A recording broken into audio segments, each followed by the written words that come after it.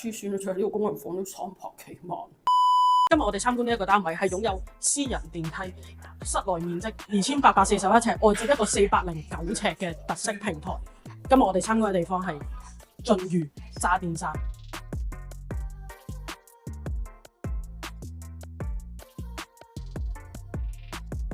好多客戶成日都會問喺香港點樣去到區分一個人有呢個身份嘅象徵，從來都唔係你喺中環邊個寫字樓度返工，而係喺渣甸山嘅一指門牌晉渝渣甸山，屬於東半山嘅頭牌，前方向住維港嘅景致，背後亦都有山巒。設計師喺呢一個長19米嘅銀幕式落地大玻璃窗嘅客廳中間咧，就做咗呢一個開放式嘅中島設計咧，完美咁樣劃分咗19米，左右兩邊可以俾老闆面一邊宴客，另外一邊就可以做翻飯廳嘅地方。本身就已經標配咗 Gaggenau 嘅廚具，再加埋 Sub-Zero 個雪櫃，呢度嘅標配就等同於人哋嘅天花板。全屋2841尺實用面積，4房4套嘅間隔。而家就帶大家睇下每一間房嘅實用程度。呢間係4房4套入邊第一間套房，呢一間亦都係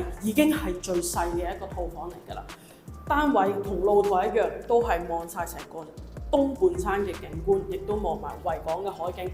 遠望其實係望到去啟德嘅體育園。呢間係屬於第2間套房，成間房都唔會有任何角位同埋走廊嘅位置，同埋呢個單位4間套房全部都係同客廳一樣嘅景觀。嚟到主人套房嘅部分，成個大嘅落地玻璃窗將成個維港嘅景致同埋成個東半山嘅景致映入眼簾，採光度完全充足。呢一個就係真正嘅俯瞰式銀幕景觀。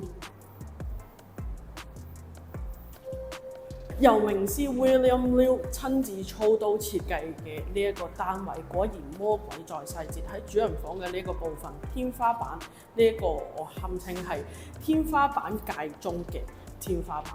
有冇留意到佢個頂係做咗圓角，然後亦都同步係收藏咗冷氣機嘅部分。主人浴室嘅部分用咗大量嘅石材去到做設計，單淨係主人浴室呢度都已經分咗幾個部分。第一個部分就會係呢一個浸浴嘅地方啦，第2個部分就會係淋浴間，第3個部分就係為雙主人而設嘅雙洗手盆。另外第4個部分咧就會係坐廁嘅部分啦。有冇留意到成個洗手間都有大量嘅玻璃設計？呢個亦都係可以做到日光浴俾你嘅部分。喺下面留言 CLSS comment like subscribe， 係話俾我知你對呢個地方有啲咩想法。拜拜。